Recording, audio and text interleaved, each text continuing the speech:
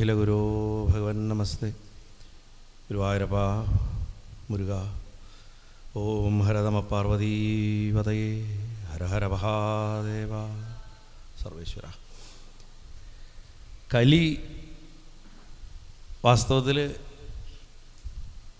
പറയപ്പെടുന്നത് ഒരു ഇരുമ്പിൻ്റെ തൊപ്പിയൊക്കെ വെച്ചിട്ട് വളരെ കുടിലമായിട്ടുള്ള മുഖമുള്ള ഒരാളായിട്ടാണ്. അപ്പോൾ പരീക്ഷിച്ച് നോക്കുമ്പോൾ നല്ല ഒരൊത്ത കാളയുടെ ഓൾറെഡി 3 കാലം ഒടിച്ചിട്ടുണ്ട്, 4ാമത്തെ കാലം അടിച്ചടിച്ചിട്ട് ഒടിക്കാൻ നോക്കുകയാണ്. അങ്ങനെയാണ് കാണുന്നത്. ആ കാള നിന്ന് കരയുക. അത് പിന്നീടാണ് പരീക്ഷത്തിന് മനസ്സിലാവണത് അത് ധർമ്മമാണ്. ആ കാള ധർമ്മത്തിന് 4 കാലാണ്: ദയ, ദാനം, ശുചിത്വം, സത്യം. സത്യയുഗത്തിൽ, അതായത് കൃതയുഗത്തിൽ ധർമ്മത്തിന് ഈ 4 കാലം ഉണ്ടാവും. ജനങ്ങൾക്കൊക്കെ ഈ പറഞ്ഞ 4 ഗുണവും കാണും. ദയുണ്ടാവും, ദാനം ഉണ്ടാവും, ശുചിത്വം ഉണ്ടാവും, സത്യം ഉണ്ടാവും. മനുഷ്യൻ്റെ സ്വാർത്ഥത വർദ്ധിക്കുന്തോറും ത്രേതായുഗം ആവുമ്പോൾ ദയയില്ലാണ്ടാവും.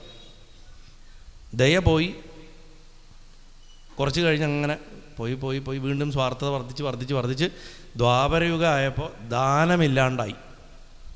അതുകൊണ്ടാണ് ആ കാലത്ത് കർണനെ പോലുള്ളവർക്കൊക്കെ ഇത്രയ്ക്ക് പേരുണ്ടായിരുന്നത്. കാരണം എന്താ വെച്ചാൽ ആകെ കുറച്ച് പേരെ ദാനം ചെയ്യില്ലേ മര്യാദയ്ക്ക്. കർണനൊക്കെ ഇത്രയും ദാനശീലൻ എന്നുള്ള പേര് കിട്ടാൻ കാരണം എന്താ വെച്ച് കഴിഞ്ഞാൽ അന്നത്തെ കാലത്ത് അത്ര പേര് ദാനം ചെയ്യാറില്ല. അപ്പോൾ ദാനവും ഇല്ലാണ്ടായി. കലികാലായ ആദ്യം ദയ പോയി, ദാനവും പോയി, പിന്നെ ബാക്കിയുള്ളത് വൃത്തിയാണ്. ശുചിത്വം ഇല്ലാണ്ടാവും. ശുചിത്വം എവിടെ? പുറത്തുമില്ല, അകത്തുമില്ല. മനുഷ്യന് ബാഹ്യശുദ്ധിയില്ല, ആന്തരിക ശുദ്ധിയില്ല. ഈ വലിയ ശുദ്ധം പറഞ്ഞ ആൾക്കാരുടെ വീട്ടിൽ കയറി കഴിഞ്ഞാൽ ഛർദ്ദിക്കാൻ വരും.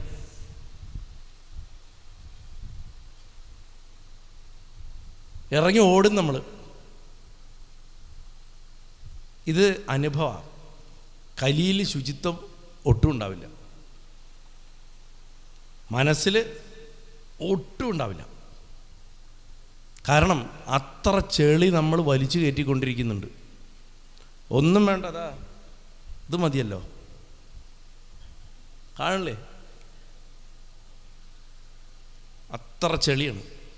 നമ്മുടെ വിചാരം ആരെങ്കിലും നമുക്ക് ചീഞ്ഞ ഭക്ഷണം തന്നാൽ നമ്മളെ തന്നാളെ കൊല്ലും. ചിലപ്പോൾ വീട്ടിൽ തന്നെ നമ്മൾ എന്തൊക്കെ പ്രശ്നങ്ങൾ ഉണ്ടാക്കാറുണ്ട്. ഇത് ഇന്നലത്തെയാണോ മിനിഞ്ഞാന്നത്തെയാണോ, ഞാൻ കഴിക്കില്ല എന്നൊക്കെ പറഞ്ഞിട്ട്. പക്ഷേ ഇതുവഴി കിട്ടുന്ന ചീഞ്ഞ ഭക്ഷണം കഴിക്കാൻ ആർക്കും ഒരു വിഷമവുമില്ല. ഈ ഭക്ഷണം എന്നത് ഞാൻ വായക്കൂടെ മാത്രമല്ല, മൂക്ക്, ചെവി, കണ്ണ്, ഇതുകൂടെ കയറണം ഒക്കെ ഭക്ഷണമാണ്.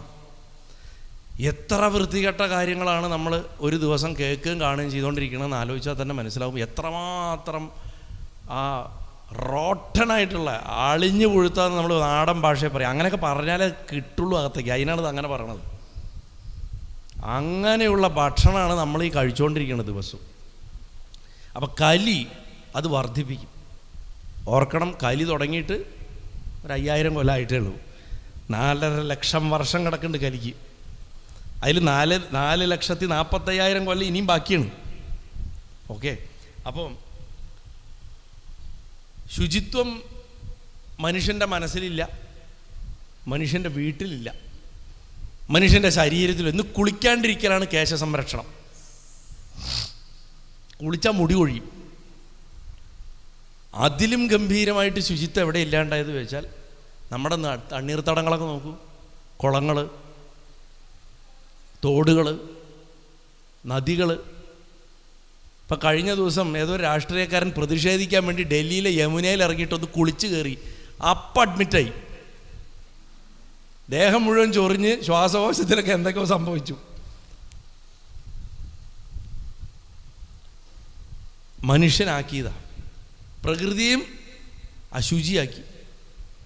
അതുകൊണ്ടാണല്ലോ സ്വച്ഛ് ഭാരത് പോലുള്ള പ്രോഗ്രാമുകളൊക്കെ നടത്തിയിട്ടും ഇന്ത്യ ക്ലീൻ ആവാത്തത്. ഇത് ഭാരതത്തിൻ്റെ കാര്യമല്ല, എവിടെ പോയാലും ഇങ്ങനെയാണ്. ഏത് രാജ്യത്തും ഇങ്ങനെയാണ്. അപ്പം കലിയിൽ അതൊക്കെ നശിച്ചു. കലിക്കിനി ബാക്കിയുള്ള ഒരു സാധനം കൂടെ നശിപ്പിക്കാനുണ്ട്. ദാനമില്ല, ദയയില്ല, ദയ പോയി, ദാനം പോയി, ശുചിത്വം പോയി. ഇനി ഒന്നേ ബാക്കിയുള്ളൂ, സത്യം. അതിനെ അടിച്ചടിച്ച് ഇങ്ങനെ ഇരുമ്പ് തൊപ്പിയും വെച്ച് കൈ ദണ്ട് വെച്ചിട്ട് ഇങ്ങനെ അടിക്കുകയാണ്, കാളയുടെ കാല് തല്ലി ഓടിക്കാൻ. മറ്റേ 3 കാലും ഒടിഞ്ഞു കഴിഞ്ഞു. ഈ ഒറ്റക്കാലിൽ കാള ഇങ്ങനെ നിൽക്കുകയാണ്. ധർമ്മം ഇങ്ങനെ ചാടി ചാടി ചാടി നിൽക്കുമ്പോഴാണ് പരീക്ഷിത്ത് വരണത്. അപ്പോഴാണ് പരീക്ഷിത്ത് കലിയെ കൊല്ലാൻ പോകുന്നതും പിന്നെ കലി ശരണാഗതി പറയണതും വിട്ടയക്കണമൊക്കെ. ഞാൻ എന്തിനാണ് നേരത്തത് പറയാണ്ട് വിട്ടുവെച്ചാൽ ആ ഒരു പോയിന്റിൽ കഥ കൊണ്ട് നിർത്താൻ വേണ്ടിയിട്ട് ഒന്ന് തിരിച്ചു പോയിട്ട് വരികയാണ്. പക്ഷെ ഈ കലിക്കൊരു സ്വഭാവമുണ്ട്, മറക്ക മാട്ടേൻ. കലി മറക്കില്ല.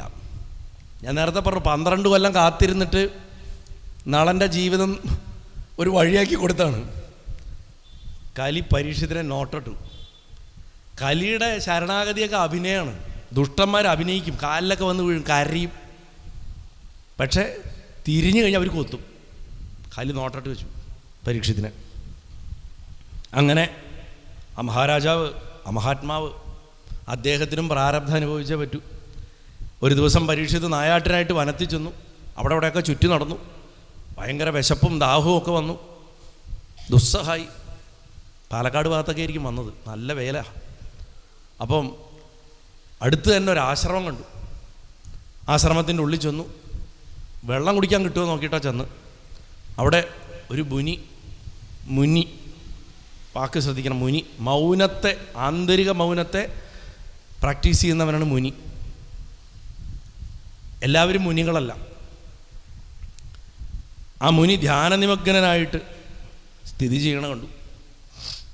മുനിയുടെ സമീപത്ത് പോയിട്ട് കുറച്ച് വെള്ളം കിട്ടുമോ കുടിക്കാൻ എന്ന് ചോദിച്ചു. സമാധിയിലിരിക്കണ ഋഷിക്ക് എന്ത് പുറത്ത് രാജാവ് വന്നറിയണ, പുറത്ത് എന്ത് വെയിലോ ഒന്നും അറിയുന്നില്ല. അദ്ദേഹം അങ്ങനെ ധ്യാനിച്ചിരിക്കുക. ആ സമയത്ത് ദാഹത്തിൻ്റെ പരകോടിയിൽ ഒരിക്കലും പരീക്ഷത്തിനെ പോലൊരാൾ പെരുമാറാത്ത തലത്തിൽ പ്രാരബ്ധത്തിൻ്റെ കർമ്മത്തിൻ്റെ ശക്തി കൊണ്ട് കലി ആവേശിച്ചു. കലി കാത്തിരിക്കുന്നു, ഞാൻ പറഞ്ഞല്ലോ. ആ സമയത്താണ് പരീക്ഷത്തിനെ കലി പിടിക്കുന്നത്. പരീക്ഷത്തിനെ കലി പിടിച്ചു. ഇയാൾ എന്നെ കണ്ടിട്ട്, ഞാനീ വെള്ളം ദാഹിച്ചു വന്ന് വെള്ളം ചോദിച്ചിട്ടും ഇയാൾ കണ്ണടച്ചിട്ട് ചുമ്മാ അഭിനയിക്കുകയാണ്. അങ്ങനെ ചിന്തിച്ചു. ഒന്ന് ആലോചിച്ച് നോക്കണം. അഭിമന്യുവിൻ്റെ മകൻ, അർജുനൻ്റെ പേരക്കുട്ടി, ഭഗവാന്റെ കയ്യിൽ വളർന്ന കുട്ടി, ഇതൊക്കെ ഉണ്ടെങ്കിലും ധ്രുവനും ഇതേ പ്രശ്നം പറ്റുന്നുണ്ട്, പ്രഹ്ലാദനും ഇതേ പ്രശ്നം പറ്റുന്നുണ്ട്. നരനാരായണന്മാരുടെ അടുത്ത് നിങ്ങളാരെയും അമ്പും വില്ലും കൊണ്ട് നടക്കണം, മഹർഷിമാർ അമ്പും വില്ലും കൊണ്ട് നടക്കാൻ പാടില്ല എന്നറിയില്ലേ? ഇനി കൊണ്ടു നടക്കണേ എൻ്റെ അടുത്ത് യുദ്ധം ചെയ്യുമെന്ന് പറഞ്ഞിട്ട് യുദ്ധം ചെയ്തിട്ട് പണി വാങ്ങി. അബദ്ധം പറ്റും, എത്ര വലിയ ആളാണെങ്കിലും അബദ്ധം പറ്റും. അപ്പം ഇവിടെ പരീക്ഷത്തിന് അബദ്ധം പറ്റി. അദ്ദേഹം ചുറ്റും നോക്കിയപ്പോൾ അവിടെ ഒരു പാമ്പ് ചത്ത് കിടക്കണുണ്ട്. പാമ്പിനെ അങ്ങോട്ട് എടുത്തു വില്ലിൻ്റെ അറ്റം കൊണ്ട്. എന്നിട്ട് അങ്ങനെ എന്നാ കടക്കട്ട ഒരു സമ്മാനം എന്നും പറഞ്ഞിട്ട് ഒരു സാധാരണ ഒരു ദുഷ്ടബുദ്ധി ചെയ്യുന്ന ഒരു നികൃഷ്ട പ്രവൃത്തി ആ സന്യാസറ കഴുത്തിൽ ഒരു മാല പോലെ ഈ ചത്ത പാമ്പിനെ ഇട്ട് കൊടുത്തു. ശ്രദ്ധിക്കണം. ശരത്ത് കഥ പറഞ്ഞിട്ട് അങ്ങോട്ട് പോകുന്നു വിചാരിക്കരുത്. ഇവിടെ നിൽക്കും ഒരു മിനിറ്റ്. ആരാണ് ഈ മുനി? ബ്രഹ്മജ്ഞാനമാണ് മുനി. അതിൻ്റെ അർത്ഥം മനസ്സിലാക്കണം. ഇതൊക്കെ പ്രതീകങ്ങളാണ്. ബ്രഹ്മജ്ഞാനമാണ് മുനി. മഹാരാജാവ് ചോദിച്ചത് എന്താ? എനിക്ക് ജലം തരൂന്ന് ആരോട്? ബ്രഹ്മജ്ഞാനിയോടോ ചോദിച്ച്. ഒന്ന് ക്ഷമിച്ചിരുന്നെങ്കിൽ കിട്ടുന്നത് ബ്രഹ്മജ്ഞാനായിരുന്നു. പക്ഷെ കലി ബാധിച്ചപ്പോൾ എന്ത് ചെയ്തു? മായയാകണ ചത്ത പാമ്പിനെ എടുത്തിട്ട് ബ്രഹ്മജ്ഞാനത്തിൻ്റെ കഴുത്തിലിട്ടു. അതോടെ എന്തുണ്ടായി? ബ്രഹ്മജ്ഞാനം കിട്ടാനുള്ള അർഹത നശിച്ചു. ബ്രാഹ്മണൻ്റെ കുട്ടികൾ ബ്രഹ്മജ്ഞാനമാണ്. അത് ഭൂമിയിൽ വീഴുമ്പോഴാണ് മരിക്കണത്. സന്താനഗോപാലത്തിൽ ഭൂസ്പർശം, ഭൂമി ലൗകികമായിട്ട് ബന്ധം വന്ന ബ്രഹ്മജ്ഞാനം മരിച്ചു. അത് വീണ്ടെടുക്കാൻ പോയതാ, അല്ലാണ്ട് കുഞ്ഞുങ്ങളെ കിട്ടാൻ വേണ്ടിയിട്ടല്ല സന്താനഗോപാലം കഥ. ഞാൻ മള്ളിയൂർ സത്രത്തിൽ കഴിഞ്ഞ വർഷം വിസ്തരിച്ച് പറഞ്ഞിട്ടുണ്ടത്. യൂട്യൂബ് കിടപ്പുണ്ട്. നമുക്ക് ഇത്തവണ അതൊന്നും വിസ്തരിക്കാൻ സമയം കിട്ടില്ല. സന്താനഗോപാലം കഥ കുഞ്ഞുങ്ങളുണ്ടാവാൻ വേണ്ടിയിട്ടുള്ളതാണെന്ന് ആരും വിചാരിച്ച് വശമാരുത്. കുഞ്ഞുങ്ങളുണ്ടാവാനുള്ളതല്ല അത് ബ്രഹ്മജ്ഞാനത്തിൻ്റെ ഉപാസനാമാർഗത്തിൽ ഒരു സാധകന് സംഭവിക്കുന്ന മാറ്റങ്ങളെ എങ്ങനെ ഭഗവാന്റെ സഹായത്തോടു കൂടിയിട്ട് നമുക്ക് നേരിട്ട് അവസാനം ആ സാക്ഷാത്കാരം കിട്ടുന്നുള്ളതാണ്. അതിൻ്റെ പ്രതീകമായിട്ടാണ് തൃപ്പൂണിത്തറയിൽ പൂർണ്ണത്രയീശൻ ഇരിക്കുന്നത്. അന്ന് കൃഷ്ണനും അർജുനനും കണ്ട മഹാവിഷ്ണുവാണത് വൈകുണ്ഠത്തിൽ. അപ്പം ആ മുനി അതൊന്നും അറിഞ്ഞില്ല. ഈ സമയത്ത് ഇദ്ദേഹത്തിൻ്റെ മകൻ കുറച്ച് ദൂരത്ത് കളിക്കുകയായിരുന്നു. ആ കുട്ടി വിവരം അറിഞ്ഞു. കുട്ടി വന്ന് നോക്കിക്കഴിഞ്ഞപ്പോൾ അച്ഛൻ്റെ കഴുത്തിൽ ചത്ത പാമ്പിനിട്ടിട്ട് ആരോ പോയിരിക്കുന്നു. ആ കുഞ്ഞിന് ഭയങ്കര ദേഷ്യം വന്നു. കാരണം കുഞ്ഞ് അച്ഛനോട് അറ്റാച്ച്ഡാണ്.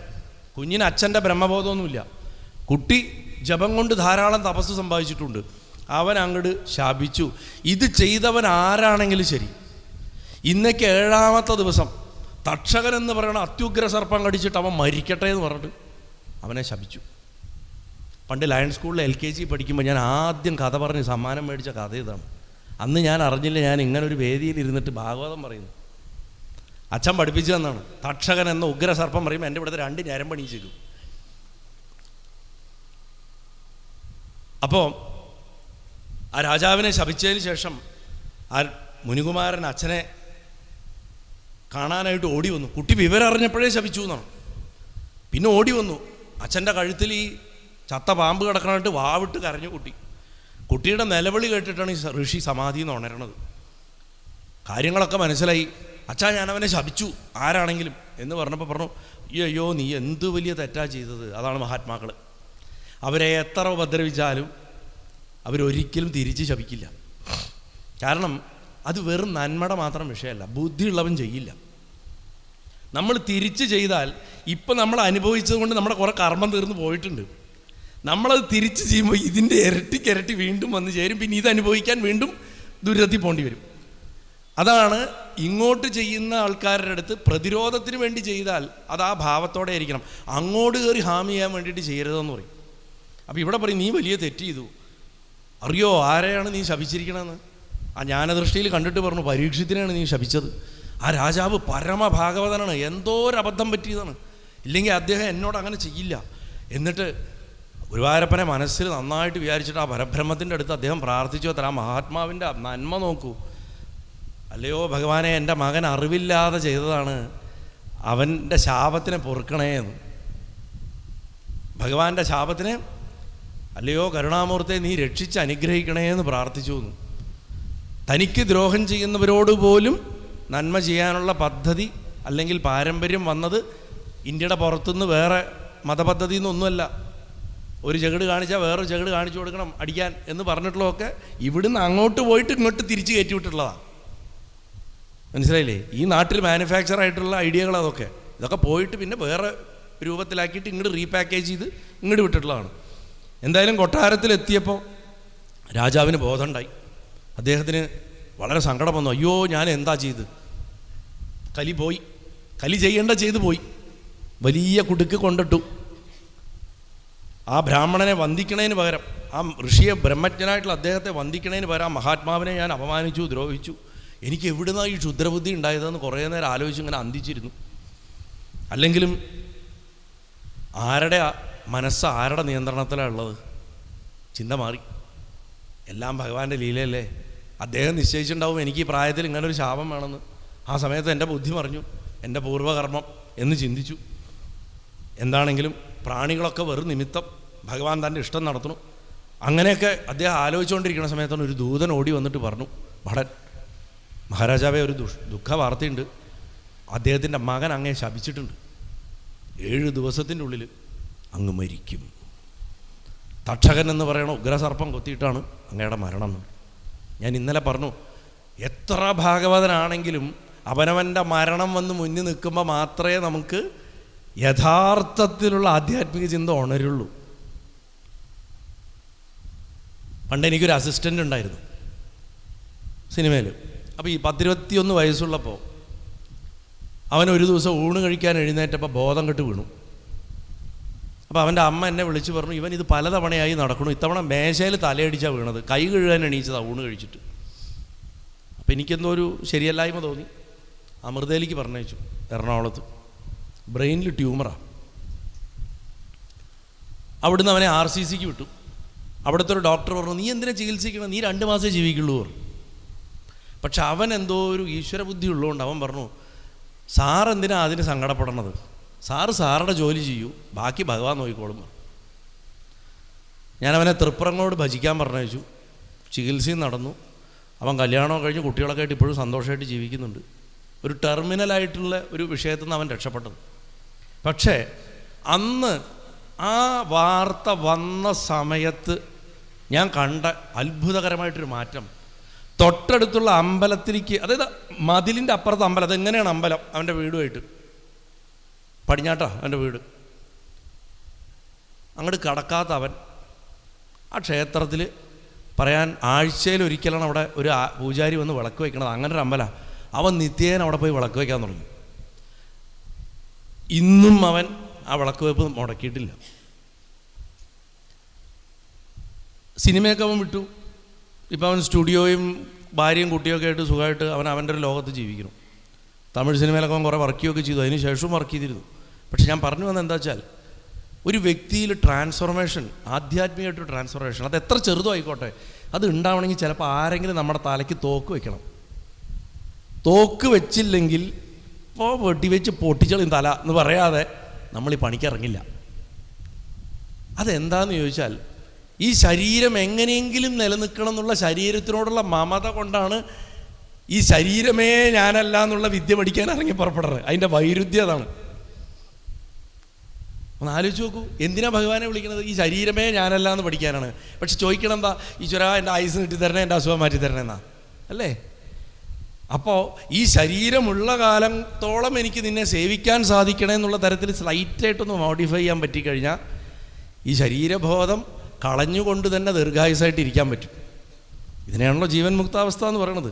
അപ്പോൾ പരീക്ഷത്തിനെ സംബന്ധിച്ചിടത്തോളം അദ്ദേഹം മഹാത്മാവാണ്. അദ്ദേഹത്തിനെ പോലെയൊക്കെ ഭാഗ്യം ചെയ്ത് ജനിച്ചിട്ടുള്ളവർ അപൂർവമാണ് ഈ ഭൂമിയിൽ.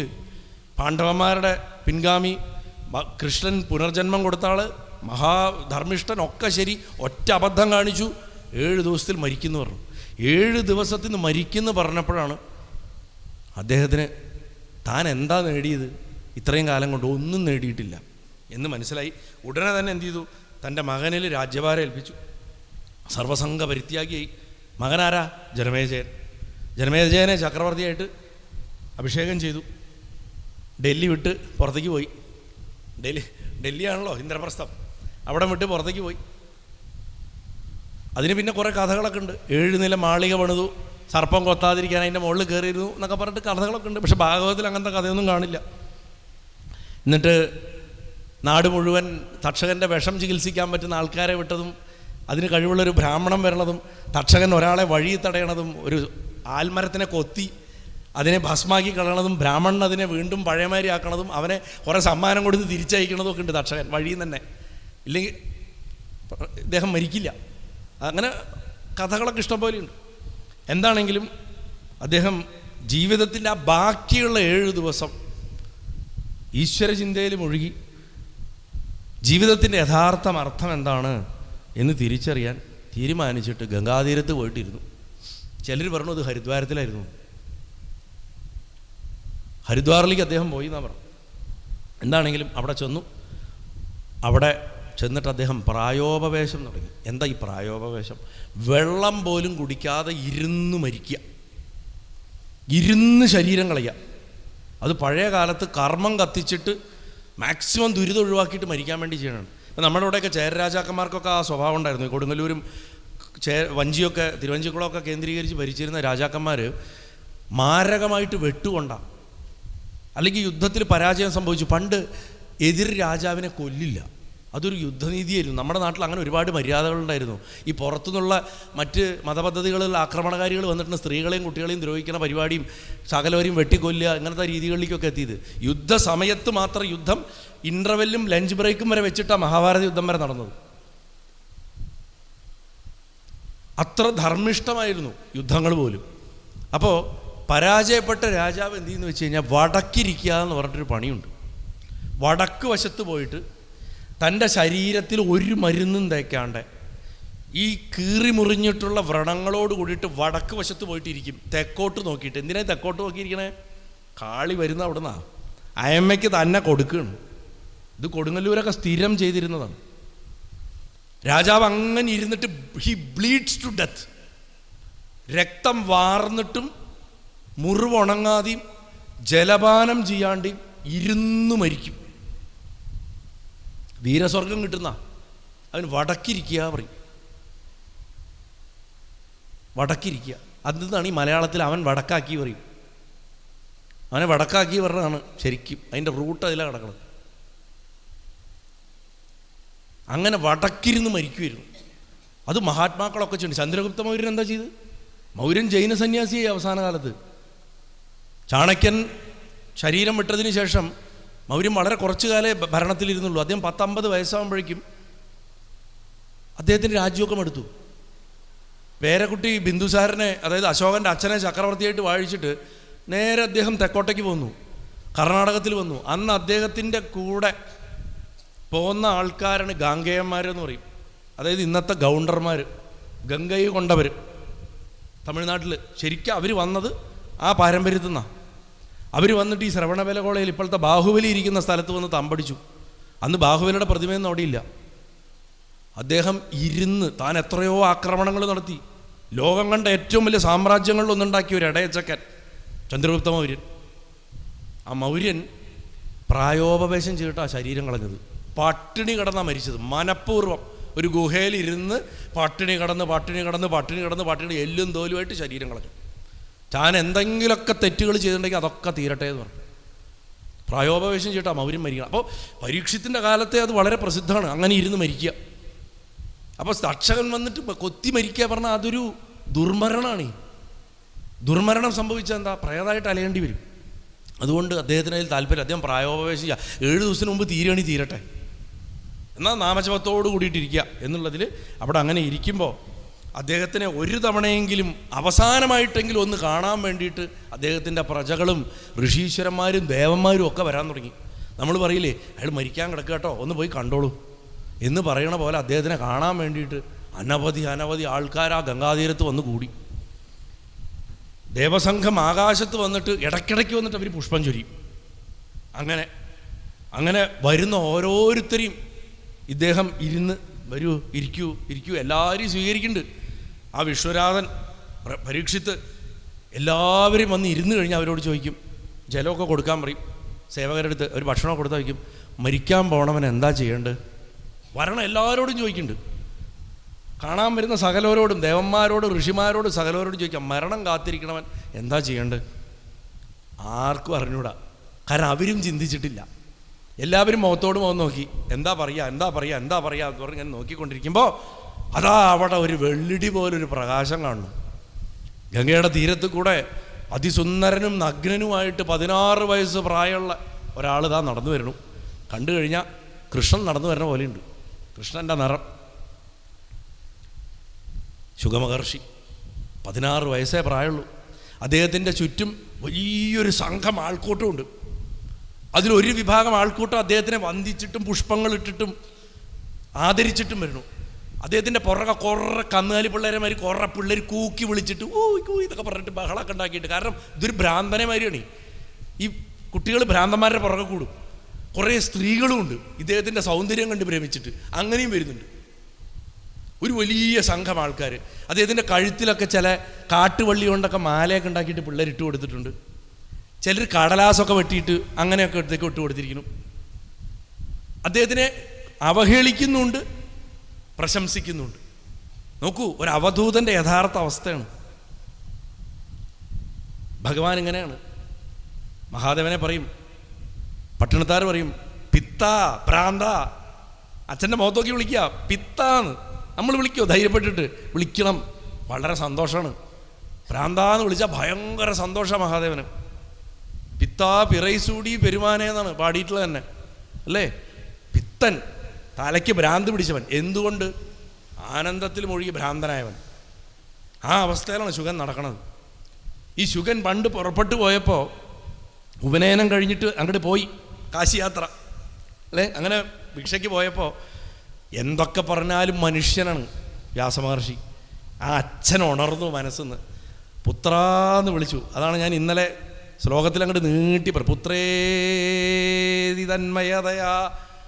ആ പുത്രാന്ന് വിളിച്ചു അത്രേ. മനസ്സ് തട്ടി വിളിച്ചപ്പോൾ ശ്രീശുകനല്ലാത്ര തിരിഞ്ഞു നിന്ന്, സമസ്ത പ്രപഞ്ചവും തിരിഞ്ഞു നിന്നിട്ട് എന്താ അച്ഛാന്ന് ചോദിച്ചു. കാരണം എന്താ? ബ്രഹ്മനിഷ്ഠനാണ്. പ്രപഞ്ചത്തിൽ ലയിച്ച് നടക്കുകയാണ്, ബ്രഹ്മത്തിൽ ലയിച്ച് നടക്കുക. അപ്പം എന്താ? പ്രപഞ്ചം മുഴുവൻ തിരിഞ്ഞു നിന്ന് വിളി കേട്ടു. ശുഗനെ ഉപനയനം കഴിപ്പിച്ചത് മഹാദേവനാണ്. ആദ്യത്തെ ഭിക്ഷ കൊടുത്തത് അന്നപൂർണയാണ്. അപ്പോൾ എത്ര ഭാഗ്യം ചെയ്തവനാണ് ആലോചിച്ച് നോക്കണം. അങ്ങനെയുള്ള ശുഗമഹർഷി കുളക്കടവുകളിൽ കൂടെ നടന്നു പോകുമ്പോൾ സ്ത്രീകൾ നിർബാധം നിന്ന് കുളിക്കുന്നു. കാരണം എന്താ വെച്ചാൽ അവർക്കറിയാം മനസ്സിൽ കളങ്കമില്ലാത്തവനാ പോണേ. അവർ വ്യാസമഹർഷി വരികയാണെങ്കിൽ പോലും അവർ വേഗം വസ്ത്രം എടുക്കും. അപ്പം ഇദ്ദേഹത്തിൻ്റെ കൂടെ കുട്ടികളും സ്ത്രീകളും അടങ്ങണ ഒരു വലിയ സംഘം വന്നു. അദ്ദേഹം ആ ശാലയിലേക്ക്, ആ പരീക്ഷത്തിൻ്റെ താമസ സ്ഥലത്തേക്ക് പ്രവേശിച്ച ഉടനെ അത്ഭുതം എന്ന വണ്ണം ഈ സ്ത്രീകളും കുട്ടികളും അങ്ങനെ കൊഴിഞ്ഞുപോയി. അവരൊക്കെ കാണാണ്ടായി. അദ്ദേഹം മാത്രമായി.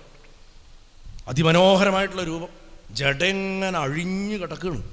സ്ത്രീകളെക്കാട്ടിലും മുടി, ജഡങ്ങനെ അഴിഞ്ഞു കിടക്കുകയാണ്. വിവസ്ത്രനാണ്. പ്രശാന്തമായിട്ടുള്ള മുഖത്ത് നോക്കിക്കഴിഞ്ഞാൽ എല്ലാ വിഷമവും നമ്മൾക്ക് മറഞ്ഞു പോകും. അത്രയ്ക്ക് പ്രശാന്തത. ശ്രീശുഖൻ്റെ ഒരു ചിത്രം നിങ്ങൾക്ക് കാണണമെങ്കിൽ ഗുരുവായൂർ മേശാന്തി പ്രസാദം കൊടുക്കണതിൻ്റെ ഇപ്പുറത്ത് ആ അനന്തശയനല്ലേ, അത് കഴിഞ്ഞിട്ട് ഇപ്പുറത്ത് വാരരുന്ന് മാല കെട്ടുന്ന സ്ഥലത്ത് മുകളിൽ ശുഖൻ ഇരുന്നിട്ട് പരീക്ഷത്തിന് ഉപദേശിക്കുന്ന ഒരു പഴയ ചിത്രമുണ്ട്.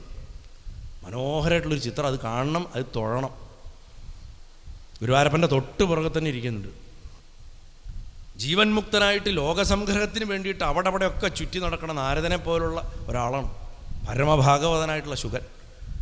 ആരാണോ ആ ബർഹാപീഠം നടപരവ് കർണയോ കർണികാരം ബിഭ്രദ്വാസ കനകവിശ വൈജയന്തീം ജമാലാം എന്നുള്ള ശ്ലോകം കേട്ടിട്ട് അച്ഛൻ പാടിയത് എനിക്കും പഠിക്കണം എന്ന് പറഞ്ഞിട്ട് സമാധി വിട്ടിട്ട് ഭാഗവതം പഠിക്കാൻ വന്ന് ആ ശുഗൻ. അദ്ദേഹത്തിന് എല്ലാവരും മനസ്സുകൊണ്ട് അങ്ങോട്ട് നമസ്കരിക്കും.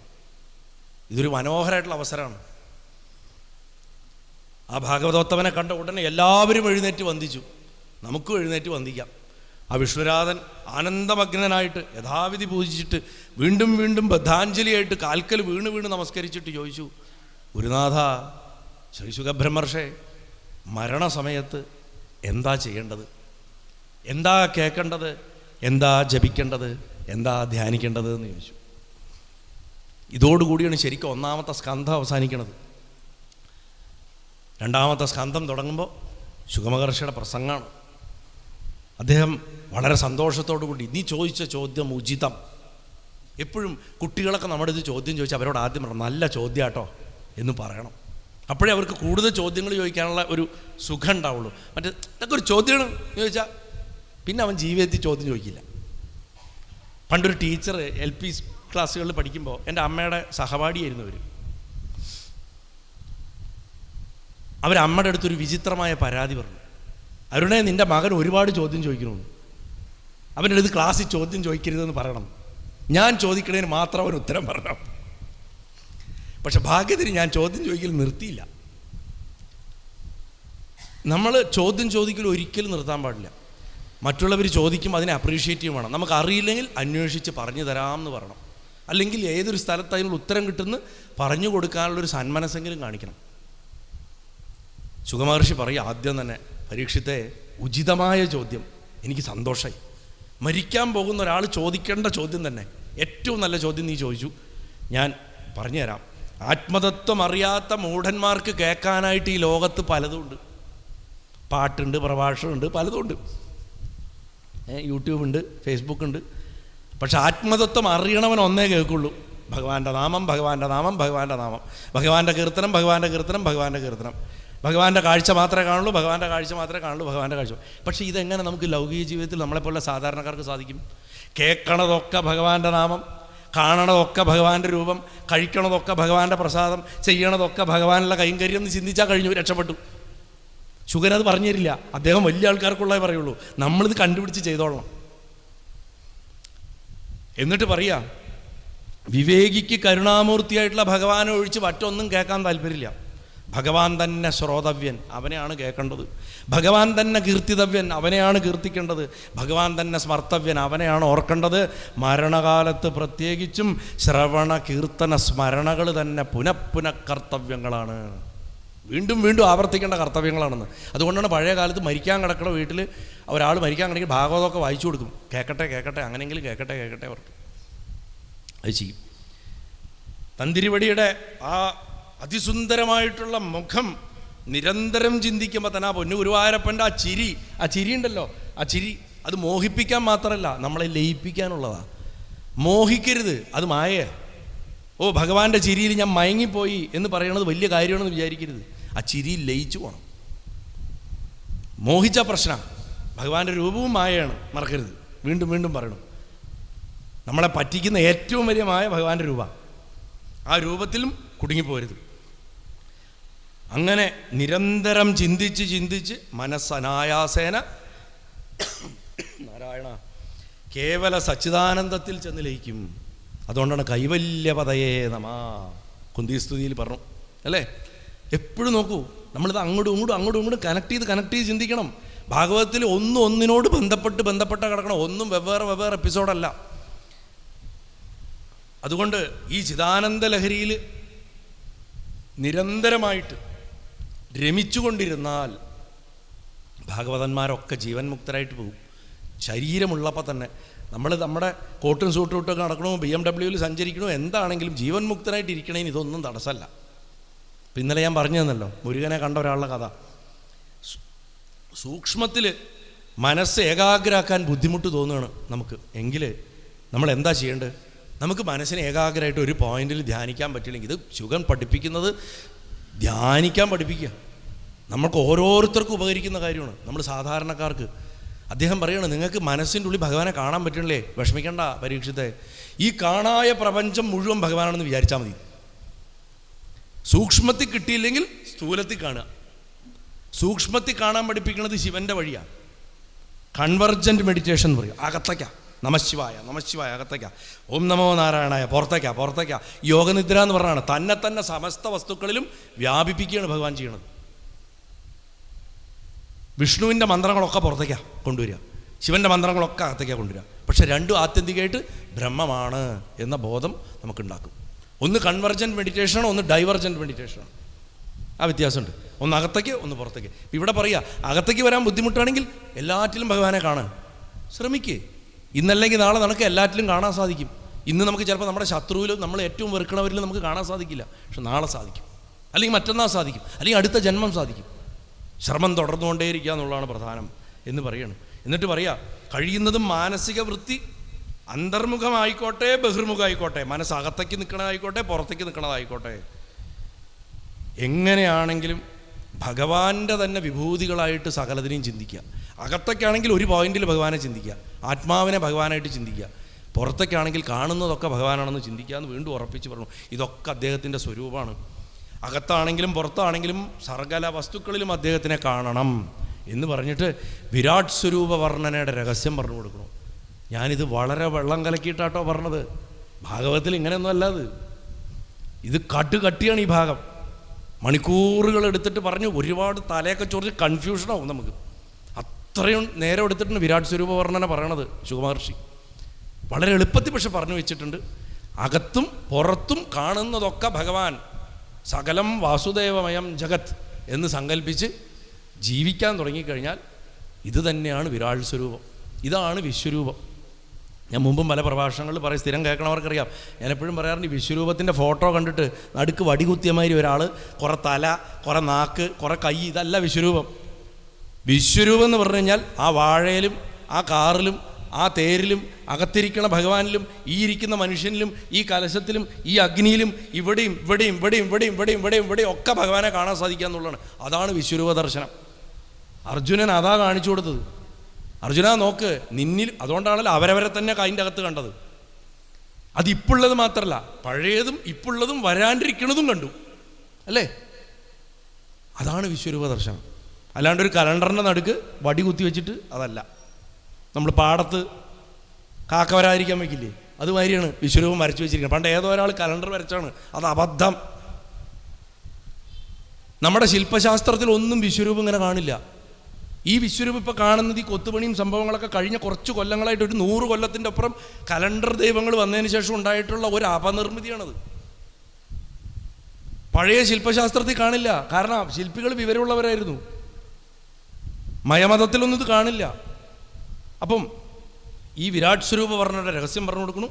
എന്നിട്ട് 2ാമത്തെ അധ്യായത്തിൽ സ്ഥൂലമായിട്ടുള്ള ഭഗവാന്റെ സ്വരൂപത്തിൽ മനസ്സിനെ നിയന്ത്രിക്കാൻ ശ്രമിക്കുന്ന സാധകന്മാർക്ക് പുറത്ത് കാണെ നമ്മളെപ്പോലുള്ള സാധാരണക്കാർക്ക് പുറമേയുള്ള വസ്തുക്കളിൽ ഭഗവാനെ കാണെ നമ്മുടെ മനസ്സ് അകത്തേക്ക് സൂക്ഷ്മമായിട്ട് വരും. നാരായണനെ പഠിക്കുക ശിവനെ അകത്ത് കിട്ടിക്കൊണ്ടിരിക്കും. ഈ പറഞ്ഞ നാരായണനും ഈ പറഞ്ഞ ശിവനും ശംഖചക്ര കഥാപത്മങ്ങൾ വെച്ചിട്ടും ജടാമകുടങ്ങൾ ചന്ദ്രക്ക ധരിച്ചിട്ടുള്ളതല്ല. പുറത്തും ബ്രഹ്മം, അകത്തും ബ്രഹ്മം. അതിന് 2 പേരിട്ട് വിളിക്കണു. എല്ലായിടത്തും വ്യാപിച്ചിരിക്കണോണ്ട് വിഷ്ണു എന്ന് വിളിക്കണു, അകത്ത് മംഗളത്തെ ഉണ്ടാക്കുന്നതുകൊണ്ട് ശിവൻ എന്നും വിളിക്കണു. ആ അർത്ഥത്തിൽ ഒരേ വസ്തുവിനെയാണ് ഈ പറയണത്, 2 പേരിൽ. മിൽക്ക് മെയ്ഡ് ആണെങ്കിലും തൈരാണെങ്കിലും വെണ്ണയാണെങ്കിലും പാൽപ്പൊടി ആണെങ്കിലും ഒക്കെ പാലാണ് അല്ലേ? പാൽഗോവയാണെങ്കിലും പാലാണ്. അപ്പോൾ സ്ഥൂലമായിട്ടുള്ള ഭഗവത് സ്വരൂപത്തിൽ മനസ്സിനെ നിയന്ത്രിക്കാൻ ശ്രമിക്കുക. പുറപ്പെ കാണാൻ പഠിക്കുക. നമുക്ക് അകത്തും ഭഗവാനെ കിട്ടും. സൂക്ഷ്മമായിട്ടുള്ള സാധനയ്ക്കുള്ള ശക്തി നമുക്ക് കിട്ടും. അപ്പം എന്തുണ്ടാവും? നമ്മുടെ ഹൃദയമാകണ പത്മത്തിൽ ഭഗവാന്റെ ജഗന്മോഹനമായിട്ടുള്ള സ്വരൂപം നമുക്ക് ചിന്തിക്കാൻ സാധിക്കും. അപ്പോൾ നമുക്ക് തോന്നും, നമുക്ക് ഉള്ളിലറിയും, ആരും പറഞ്ഞു തരണ്ട, അകത്തറിയും. ആത്മാവ് തന്നെയാണ് ഏറ്റവും വലിയ ഗുരു എന്നാ ശുകം പറഞ്ഞു വരണത്. ഇത് തന്നെയാണ് പറഞ്ഞത്, ഉദ്ധരേതാത്മനാത്മാനം ഗീതയിൽ. അവനവൻ്റെ ആത്മാവിനെ കൊണ്ട് അവനവനെ പൊക്കാൻ പറ്റുള്ളൂ. ഏറ്റവും വലിയ ഗുരു പുറത്തല്ല, അകത്താണ്. അകത്ത് തന്നെയാണ്. അത് തിരിച്ചറിയാനുള്ള ഒരു ടൂള് മാത്രമാണ് ഈ പുറത്ത് കിട്ടണ ഗുരു. ഒരു ടൂൾ മാത്രമാണ്. അകത്തുനിന്നുണ്ടായി വരണം, ഉള്ളിൽ നിന്നുണ്ടായി വരണം, താന്തോന്നി ആവണം. ആ അർത്ഥത്തിൽ സ്വയംഭൂവിന് തമിഴ് പറഞ്ഞ പേരാണ് താന്തോന്നി. നമ്മൾ പറയാം അവൻ താന്തോന്നിയാന്ന് പറയും അല്ലേ? നമ്മളെ ഒറ്റപ്പാലമൊക്കെ പോകണ വഴിക്ക് തൃത്താന്തോന്നി ശിവക്ഷേത്രമൊക്കെ ഉണ്ട്, കണ്ടിട്ടില്ല? എന്താ? തന്നെത്താൻ തോന്നിയവൻ. അവൻ ജനിച്ചിട്ടേ ഇല്ല, അങ്ങനെ ഉണ്ടായതാ. അങ്ങനെ തന്നെത്താൻ തോന്നണം അകത്തുനിന്ന്, ഉള്ളിൽ തോന്നി വരണം എന്നാണ്. അപ്പോൾ ആ തോന്നി വരുമ്പോൾ നമുക്കറിയും, ഇനി ഞാൻ ധ്യാനിച്ചാൽ എനിക്ക് ഭഗവാനെ കിട്ടും. അപ്പോൾ നമുക്ക് കൃത്യമായിട്ട് കിട്ടും. ആ പീതാംബരവും ആ കാലും തൊടയും കഴുത്തും നെഞ്ചും വയറും ശ്രീവത്സവും ഒക്കെ കാണാൻ തുടങ്ങും. അല്ലെങ്കിൽ മഹാദേവനാണെങ്കിൽ അങ്ങനെ, മുരുകനാണെങ്കിൽ അങ്ങനെ, അമ്മയാണെങ്കിൽ അങ്ങനെ. നമ്മുടെ മനസ്സിനറിയും എങ്ങനെയാണ് ആ ധ്യാനിക്കേണ്ടത്. അപ്പോൾ അങ്ങനെ പാദം തൊട്ടിട്ട്, അതിസുന്ദരമായിട്ടുള്ള ആ ശ്രീപാദം തൊട്ടിട്ട് ധ്യാനം ആരംഭിച്ച് വെറൈറ്റി കൊടുക്കണം. ഇങ്ങനെ ഫോട്ടോ എടുത്ത് വെച്ച മാതിരി ധ്യാനിക്കരുത്. ഗുരുവായൂരപ്പനെ ടപ്പ് ഒരു ഫോട്ടോ എല്ലാം. അപ്പോഴേക്കും ഇവിടെ ചക്രം വിചാരിക്കുമ്പോൾ ഇവിടുത്തെ ശംഖ് പോയി. അങ്ങനെ ധ്യാനിക്കരുത്. പാദം തൊട്ട് പാദം നന്നായി നോക്കുക, കാലിൽ ക്യൂടെക്സ് ഇട്ടുണ്ടോ നോക്കുക. അതിന് ഈ സ്ത്രീകളുടെ അലങ്കാരമൊക്കെ കുറച്ചിഷ്ടമാണ്. അപ്പം അങ്ങനെ നോക്കുക, കാല് നോക്കുക, പിന്നെ കണങ്കാല് നോക്കുക, അരക്കെട്ടും അങ്ങനെ നോക്കി ദിവസങ്ങളും മാസങ്ങളും വർഷങ്ങളും ഒക്കെ എടുത്ത് മെല്ലെ പോയാൽ മതി. മുഖത്തേക്ക് ചാടിക്കറിയൊന്നും പോണ്ട. സുഖമഹർഷി അതാ പറഞ്ഞത്, മെല്ലെ അവസാനം കിരീടമൊക്കെ ചിന്തിക്കുക. സൂര്യസ്പർദ്ധി കിരീടം, ഊർധ്വതിലക അല്ലേ, അതൊക്കെ ചിന്തിച്ച് മുഖം, കണ്ണ്, അതൊക്കെ ചിന്തിച്ച് ആ ചുണ്ടിലേക്ക് എത്തുക. നല്ല രസമാണ് ചിരി. ചുണ്ട് ധ്യാനിച്ചുകൊണ്ടിരിക്കുക. ഒരു 5-6 മാസം ചുണ്ട് ധ്യാനിക്കുക. ധ്യാനിച്ച് കഴിഞ്ഞിട്ട് ചിരി ധ്യാനിക്കുക. ചുണ്ട് ധ്യാനിക്കണമല്ല ചിരി ധ്യാനിക്കൽ, വ്യത്യാസമുണ്ട്. അത് അനുഭവിച്ചെന്നെ അറിയണം. ചിരി ധ്യാനിച്ച് കുറച്ച് കഴിയുമ്പോഴല്ല ആ ചിരിയുടെ അകത്തുള്ള അദ്ദേഹത്തിൻ്റെ സന്തോഷപ്പെട്ടങ്ങനെ വിങ്ങാൻ തുടങ്ങും. അപ്പോൾ ഇരിക്കണോടത്ത് നിന്നൊക്കെ എണീച്ചോടാൻ തുടങ്ങും. ശരീരത്തിന് താങ്ങാൻ പറ്റില്ല സന്തോഷം. ചിലപ്പോൾ പൊട്ടിക്കരയും. ധ്യാനം അവസാനിപ്പിക്കേണ്ടി വരും. കാരണം നമ്മൾ ജീവിതത്തിൽ അനുഭവിക്കാത്തൊരു സന്തോഷമാണ്. മനുഷ്യന് ഒരിക്കലും ശരീരം കൊണ്ട് കിട്ടില്ല സന്തോഷം. അതിങ്ങനെ വിങ്ങി ഇങ്ങനെ വരാൻ തുടങ്ങും. ആ സന്തോഷം വരെ അതിലങ്ങോട്ട് ലയിക്കും. അത് വന്നു കഴിഞ്ഞാൽ പിന്നെ ശരീരം കൊണ്ട് കിട്ടണ ഒരു സുഖം അല്ലാണ്ടായിത്തീരും. അതിലേക്ക് എത്താനാണ് പറയണത്. എന്നിട്ട് പറയുക, പരീക്ഷിത്തെ ഇതാണ് ധ്യാന സമ്പ്രദായം എന്ന്. ഇങ്ങനെ ധ്യാനിക്കാൻ പറഞ്ഞു കൊടുക്കുന്നു. ഇങ്ങനെയുള്ള സാധന കൊണ്ട് ഭഗവാനോടുള്ള നമ്മുടെ സ്നേഹത്തിൻ്റെ, പ്രേമത്തിൻ്റെ പരമോച്ചകോടി എത്തി സാക്ഷാത്കാരത്തെ പ്രാപിക്കാം. അല്ലെങ്കിൽ ആ ഉച്ചകോടിയായിട്ടുള്ള സ്നേഹത്തിൽ ഇങ്ങനെ ഭ്രാന്തനെ വരികയാവാം. നാണം കൈവിട്ടു കൂപ്പി സ്തുതിക്കണം എന്ന് ചുമ്മാ പറഞ്ഞല്ല പൂന്താനം. കാരണം പിന്നെ ചുറ്റും നടക്കണമെന്ന് ആരും ശ്രദ്ധിക്കില്ല, ഒന്നും ശ്രദ്ധിക്കില്ല. അങ്ങനെ ഉന്മത്തനായി തീരും. ചൈതന്യ മഹാപ്രഭുവിനെ പറ്റി കേട്ടിട്ടില്ലേ? ഇടയ്ക്കിടയ്ക്കാട് ഔട്ടാവും. ശ്രീരാമകൃഷ്ണദേവൻ ഇടയ്ക്കിടയ്ക്ക് ഔട്ടാവും. ശരീരബോധം പൂർണ്ണമായിട്ട് നശിക്കുവർക്ക്. അങ്ങനെ സാക്ഷാത്കാരത്തെ പ്രാപിച്ച് ഇവിടെ ഇരുന്നിട്ട് തന്നെ പരീക്ഷിത്തെ മരിക്കുകയൊന്നും വേണ്ട, ശരീരം നശിക്കണ്ട, ഇവിടെ ഇരിക്കെ തന്നെ ഭക്തൻ മുക്തനായി തീരുന്നു. ശുഗമഹർഷിയുടെ വാക്കുകളാണ്. അതിന് സാധിക്കാത്ത സാധകൻ ഇതിനൊന്നും പറ്റില്ല, വിഷമിക്കണ്ട, എന്നെ കൊണ്ടൊന്നും നടക്കില്ല. അവന് പറഞ്ഞിട്ടുള്ളതാണ് അർച്ചന കഴിക്കുക, ജപിക്കുക, പൂജ കഴിക്കുക, ഇതൊക്കെ ചെയ്യുക, പട്ടണമാരി നമസ്കരിക്കുക, പ്രദക്ഷിണം വയ്ക്കുക. അതൊക്കെ ചെയ്തും ഞാൻ പറഞ്ഞ മാതിരി ഭഗവാനോടുള്ള നിരന്തര സമർപ്പണത്തിനെ നമ്മൾ അറിയിച്ചു കൊണ്ടേയിരിക്കുക. ഭഗവാൻ ഇതിൽ കിക്കൊന്നും കിട്ടുന്നില്ല. നമ്മളെയാണ് ആരെങ്കിലും വന്ന് നമസ്കരിച്ചാൽ ഓ എന്നെ നമസ്കരിച്ചു എന്നൊരു തോന്നൽ വരും. വാസ്തവത്തിൽ നമസ്കരിക്കൽ പോലെ ഇത്രയും വലിയൊരു ട്രാപ്പ് വേറെ ഇല്ല. അത് പറയാൻ പോയ ഒരു മഹാഭാരതം പറയണം. അപ്പോൾ ഭഗവാന് നമസ്കരിച്ചോ ഇല്ലയോ എന്നുള്ളതൊന്നുമല്ല വിഷയം. നമ്മൾ സന്തോഷമായ ഭഗവാന് സന്തോഷമാണ്. ഞാനത് ഇന്നലെയും പറഞ്ഞു. അതിന് വേണ്ടിയിട്ടാണ്. അതിന് ഭഗവാന് സ്തുതിയോ നിന്ദയോ ഇതൊന്നും വിഷയമല്ല. രുദ്രം ചൊല്ലി അഭിഷേകം ചെയ്യണില്ലേ നമ്മൾ മുരുകനും ശിവനും ഒക്കെ? അതിൽ വഞ്ചതേ പരിവഞ്ചതേ എന്നൊരു വാക്കുണ്ട്. എടാ വഞ്ചകന്മാരിലെ വഞ്ചക, തസ്കരാണാം പതേ, കള്ളന്മാരിലെ കള്ള എന്നൊക്കെ വിളിക്കുന്നുണ്ട്. കാരണം അതും ഭഗവാനാണേ. എല്ലാറ്റിലും ഭഗവാനെ കാണാൻ വേദം പഠിപ്പിച്ചാണ് പണ്ട്. ഭഗവാൻ ഇതൊന്നും വിഷയമല്ല. നമ്മൾ നല്ലത് ചെയ്തിട്ട് ഇങ്ങനെ നോക്കുമ്പോൾ മൂപ്പര് ചിരിക്കണ പോലെ തോന്നും, ആ സന്തോഷിച്ചു. നമ്മൾ തെറ്റ് ചെയ്തിട്ട് ഇങ്ങനെ നോക്കണ സമയത്ത് മൂപ്പര് കണ്ണുരുട്ടണ പോലെ തോന്നും. വാസ്തവത്തിൽ അദ്ദേഹം ചിരിക്കണമില്ല, കണ്ണുരുട്ടണമില്ല. അത് നമ്മുടെ മനസ്സിൻ്റെ റിഫ്ലക്ഷനാണ്. കൊച്ചുകുട്ടികൾ ഓരോന്ന് ഒപ്പിച്ചിട്ട് നമ്മളെ അച്ഛനമ്മമാരെ നോക്കില്ലേ? നമ്മളൊന്നും പറഞ്ഞില്ലെങ്കിലും ചിലപ്പോൾ പെട്ടെന്ന് അങ്ങോട്ട് പൊട്ടിക്കരഞ്ഞിട്ട് വന്ന് അങ്ങോട്ട് കെട്ടിപ്പിടിക്കും. കാരണം എന്താ വെച്ചാൽ അടി കിട്ടരുത് വിചാരിച്ചിട്ട്. നമ്മൾ അറിഞ്ഞിട്ട് പോലും ഉണ്ടാവില്ല അവരെ ഒപ്പിച്ച വിവരം. ഇതേ അവസ്ഥയാണ് നമ്മൾ മനുഷ്യൻ ഭഗവാനോട് ചെയ്യണത്. ജീവിതത്തിനെ തന്നെ നോക്കി പഠിച്ചാൽ നമുക്ക് ഗുരുവായൂരപ്പനെ കാണാൻ പറ്റും. ഞാൻ ഇന്നലെ പറഞ്ഞു, ഓരോ കഥാപാത്രത്തിനെയും നമ്മളെയും നമ്മുടെ ജീവിതത്തിൽ നമ്മൾ കണ്ടുമുട്ടുന്നവരെയും ഭഗവാനായിട്ട് കാണാൻ പഠിച്ചാൽ ഈ പറഞ്ഞ ലെസൺസൊക്കെ എളുപ്പത്തിൽ മനസ്സിലാവും. അപ്പോൾ അതിന് സാധിക്കാത്ത സാധകനാണത്രേ അർച്ചരാതി മാർഗ്ഗമാണ്. അർച്ചനകളൊക്കെ ചെയ്തിട്ട് ബ്രഹ്മലോകം പ്രാപിച്ചിട്ട് ബ്രഹ്മലോകത്ത് ആദ്യം ചെല്ലുക, അവിടുന്ന് മുക്തിയെ പ്രാപിക്കണം. ഏതെങ്കിലും ഒരു മാർഗത്തെ എടുക്കുക. ഏത് മാർഗം എടുത്താലും ഭഗവാനിൽ പ്രേമുണ്ടാക്കാൻ സഹായിക്കണ ഏത് മാർഗമുണ്ടോ അതൊക്കെ ശ്രേഷ്ഠമാണ്. അല്ലാണ്ട് ഞാൻ പറയണ ഭജന മാത്രമാണ് നല്ലത്, എൻ്റെ അമ്പലം മാത്രമാണ് ശരി, ഞാൻ വായിക്കണ ഭഗവത്ഗീത മാത്രമാണ് യഥാർത്ഥ ഗീത തുടങ്ങിയിട്ടുള്ള മണ്ടത്തരങ്ങളൊന്നും പ്രചരിപ്പിക്കണ വഴിക്കൊന്നും പോകരുത്. ശിവൻ രണ്ടാം കടയാണ്, ദേവി രണ്ടാം കടയാണ്, അല്ലെങ്കിൽ വിഷ്ണു ശരിയല്ല, ഇങ്ങനെയൊക്കെ പറയണ കച്ചവടക്കാർ നമ്മുടെ ചുറ്റുമുണ്ട്. ഈ വഴിക്കൊക്കെ പോയാൽ നമ്മൾ സാധാരണക്കാർ ഗൃഹസ്ഥർ കഷ്ടത്തിലാവും. ഞാൻ എല്ലാ സ്ഥലത്തും പറയാറുണ്ട്, ഞാൻ ആചാര്യനൊന്നുമല്ല, ഞാനൊരു സിനിമാക്കാരനാണ്, ഒരു ഗൃഹസ്ഥനാണ്, ഒരു സാധാരണ മനുഷ്യനാണ്. കമേഴ്ഷ്യൽ സിനിമ ഡയറക്റ്റ് ചെയ്തവനാണ്, പരസ്യങ്ങൾ ചെയ്ത് ആൾക്കാരെ പറ്റിച്ചിട്ടുള്ളവനാണ്. പരസ്യം ചെയ്യാന്ന് പറഞ്ഞാൽ തന്നെ പറ്റിക്കലാണല്ലോ. ഇതൊക്കെ ചെയ്യണം ഞാനാണ് ഇവിടെ ഇരുന്നിട്ട് ഇത് പറയാൻ ഭഗവാൻ ഇടയാക്കിയിരിക്കുന്നത്. അപ്പോൾ എന്തുകൊണ്ട് നിങ്ങൾക്ക് സാധിക്കില്ല? തീർച്ചയായിട്ടും സാധിക്കും.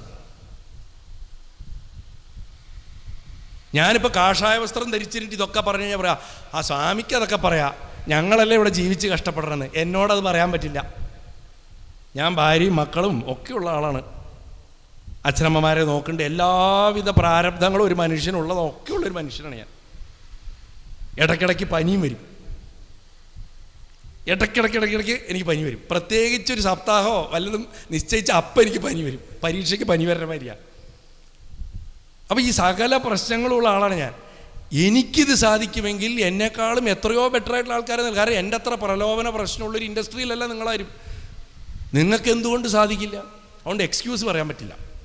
തീർച്ചയായിട്ടും നമുക്ക് സാധിക്കും. അപ്പോൾ ശുഗമഹർഷി ഇവിടെ പറയണത് നമ്മളോടാ സംസാരിക്കണത്. 7 ദിവസം കഴിഞ്ഞ് ശരീരം വിടാൻ പോണ പരീക്ഷത്തിനോടല്ല. പരീക്ഷത്തൊരു നിമിത്തം മാത്രമാണ്.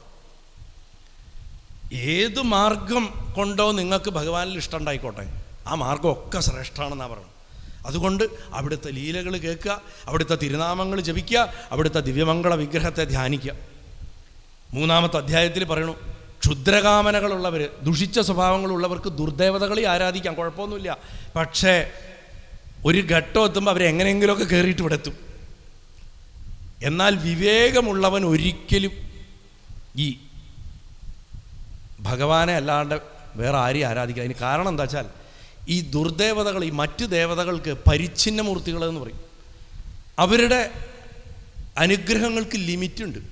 അവർ ചിലപ്പോൾ നിങ്ങൾക്ക് പെട്ടെന്ന് കാര്യം സാധിപ്പിച്ചു തരും. നിങ്ങൾക്കൊരു 15 ലക്ഷത്തിൻ്റെ ലോണുണ്ട്, നാളെ തീർത്ത് തരും. പക്ഷെ അപ്പുറത്ത് 50 ലക്ഷത്തിൻ്റെ പലിശ വാങ്ങും ആ മൂർത്തികൾ.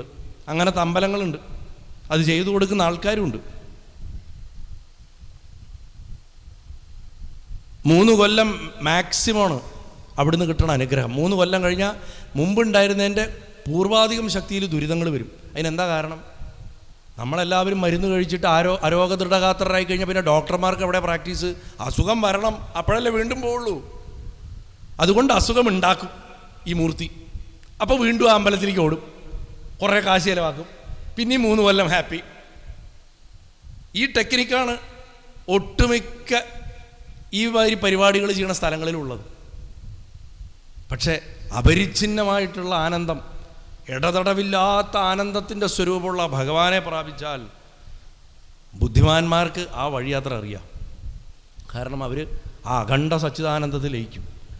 സർവം ആഗ്രഹിക്കണവരും ഒന്നും ആഗ്രഹിക്കാത്തവരും, 2 തരക്കാരാണ് ആൾക്കാർ. ഭഗവാൻ പറയണ്ടല്ലോ അർജുനനോട് ആരൊക്കെ എന്തൊക്കെ ടൈപ്പ് ആൾക്കാരാണെന്ന് എന്നെ ആരാധിക്കുന്ന ഗീതയെ പറയുന്നുണ്ട്. ഇവിടെ കുറച്ചുകൂടെ ലളിതമായിട്ടാണ് പറയണത് ശുകമഹർഷി.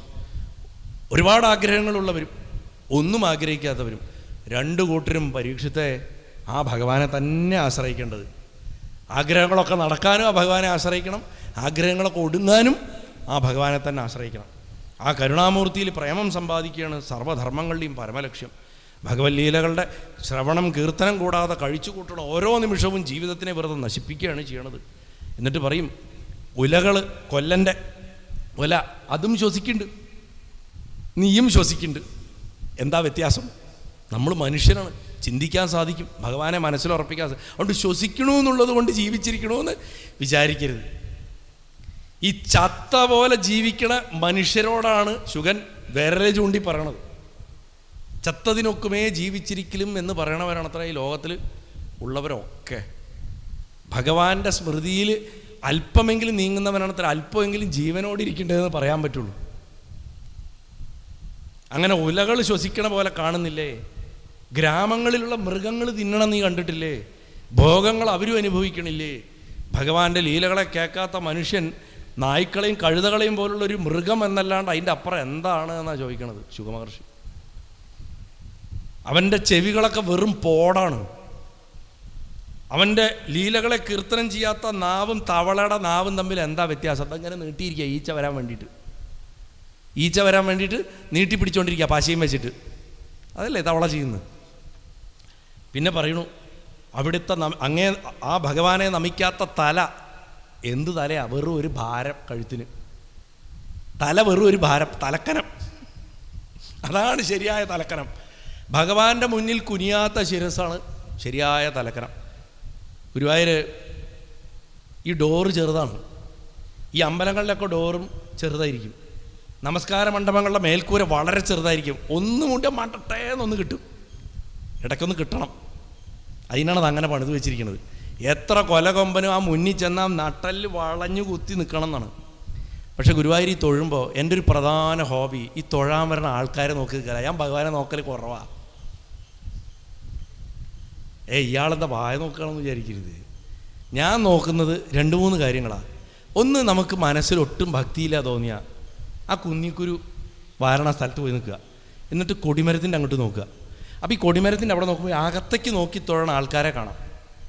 അവർക്ക് ഈ ഉള്ളിലെ ക്യൂവിലൊന്നും ചിലപ്പോൾ പോകാൻ പറ്റാത്തവരായിരിക്കും. അവരുടെ കണ്ണിൽ ആ അകത്തൊരു മിന്നായന്മാരി ആ വിഗ്രഹം കാണുമ്പോൾ വരണൊരു സംഭവമുണ്ട്. അതിനെ നമ്മൾ നോക്കി തൊഴുക. ആ നോട്ടം നോക്കിയാൽ ഭക്തി ഇല്ലാത്തവന് പോലും ഭക്തി വരും. ഞാൻ ഈ ഗുരുവായൂർ ഡോക്യുമെൻ്ററിയിൽ അനവധി ഷോട്ടുകൾ ഇടയ്ക്കിടയ്ക്ക് മുറിച്ചിടാൻ പറയും. അനവധി പേര് അങ്ങനെ നിന്ന് തൊഴണം ഞാൻ എടുത്തിട്ടുണ്ട്. കാരണം എന്താ വെച്ചാൽ അത് കണ്ടാൽ ഭഗവാനെ ആഗ്രഹിച്ച് കാണണവൻ്റെ മനസ്സിൻ്റെ ഒരു പ്രതിഫലനം ആ മുഖത്ത് കാണും. അത് കണ്ടാൽ ഭക്തി വരും. 2, ഈ ഭഗവാന്റെ മുന്നിലെത്തുമ്പോഴും ഇങ്ങനെ നിന്നിട്ട് തൊഴണ ആൾക്കാരുണ്ട്. അതിങ്ങനെ പുതച്ച് ഭയങ്കര സ്റ്റൈലായിട്ടൊക്കെ നിന്ന് ഈ അകത്തിരിക്കണ മുതലെന്താന്ന് ഇവർക്ക് വല്ല ഐഡിയ ഉണ്ടോ? ഈ അകത്തിരിക്കണ മുതലെന്താന്ന്? പണ്ട് ആ മാനേജർ ഇരിക്കണ മേശയുടെ താഴെ ഇരിക്കും ഞാൻ. എൻ്റെ ഈ തലയുടെ മുകളിൽ ഈ മാനേജറുടെ മേശപ്പുറത്തിന് ടോക്കൺ കൊടുക്കണത്. അപ്പം ഞാൻ ആ കൂടിൻ്റെ ഉള്ളിലിരിക്കും. എനിക്ക് അഴിയുടെ ഇടയിൽ കൂടെ എല്ലാവരെയും കാണാം. ഞാൻ അതിൻ്റെ താഴെ ഇരിക്കും. അത് അവനും ഉണ്ടാവും. എവിടെ പോയവൻ? ശ്രീശനും ഞാനുമാണ്. ശ്രീശനാണ് ഇത് ഷൂട്ട് ചെയ്യണ. ശ്രീശനാണ് ഈ ഗുരുവായൂർ ഡോക്യുമെൻ്ററി മുഴുവൻ ഷൂട്ട് ചെയ്ത ക്യാമറമാൻ. മഹാഭാഗ്യവാൻ. അവൻ കണ്ട വിഷ്വൽസാണ് ഇന്ന് ലോകം മുഴുവൻ കാണുന്നത്. അവനും ഞാനും അതിൻ്റെ താഴെ ഇരിക്കും. ഞങ്ങളുടെ ക്യാമറകൾ ലെൻസൊക്കെ തുടക്കലൊക്കെ അവിടെയാണ്. അവിടെയാണെങ്കിൽ പോട്ടി പിടിച്ചിട്ടുള്ള കമ്പ്യൂട്ടറിൻ്റെ സെർവർ സംഭവങ്ങളൊക്കെ ഉണ്ട്. ഒരു കോണിപ്പടി ഉണ്ട് ഫർദർ കിഴക്കേ ഗോപുരത്തിൽ കയറണേ. അവിടെ ഇരുന്നിട്ടാണ് ആഞ്ഞം തിരുമേനി ഭാഗവതം വിരലുകൊണ്ട് തപ്പിപ്പിടിച്ച് വായിക്കാൻ പഠിച്ചത്. പക്ഷെ ഇന്ന് അവിടെ പോയിട്ട് ആർക്കും അങ്ങനെ ഇരിക്കാൻ പറ്റില്ല, കാരണം അതൊരു ഔദ്യോഗിക സ്ഥലമായി മാറി. അപ്പോൾ അവിടെ ഇരുന്നിട്ട് പ്രധാന പരിപാടി എന്തറിയോ, ആ നാലമ്പലത്തിൻ്റെ വാതിലിൻ്റെ അകത്തേക്കൂടെ പോകുന്ന ആൾക്കാരെ നോക്കിക്കൊണ്ടിരിക്കും. അവിടെ ഇരുന്ന ഗുരുവായൂരപ്പൻ പഠിപ്പിക്കും. പണ്ട് ഏതോ ഒരു പ്രഭാഷണത്തിൽ ഞാൻ പറഞ്ഞിട്ടുണ്ട്, എങ്ങനെ ജീവിക്കരുത്, മനുഷ്യനായിട്ട് എങ്ങനെ ജീവിക്കാൻ പാടില്ല, എങ്ങനെ അഭിനയിക്കാൻ പാടില്ല, ഇതൊക്കെ പഠിപ്പിക്കും. ഒരു സർവകലാശാലയാണ് ഗുരുവായൂർ ക്ഷേത്രം. അവിടെ ഇരുന്ന് ഇങ്ങനെ ആൾക്കാരെ നോക്കിക്കൊണ്ടിരുന്ന ആ ഗുരുനാഥൻ ഇങ്ങനെ ചിരിക്കും. ഇടയ്ക്ക് അകത്ത് തലകുത്തി പറഞ്ഞ് ചിരിക്കണ ശബ്ദം കേൾക്കാം, ഓരോരുത്തർ കാട്ടിക്കൂട്ടർ കണ്ടിട്ട്. ചിലപ്പോൾ ചിലരെ കണ്ടിട്ടുള്ള സന്തോഷം കൊണ്ട് ചിരിക്കണ കാണാം. ഹൃദയം തൊടണ പോലുള്ള അനുഭവങ്ങൾ കൊടുക്കണ കാണാം. അവിടെ ഇരുന്നാൽ മതി.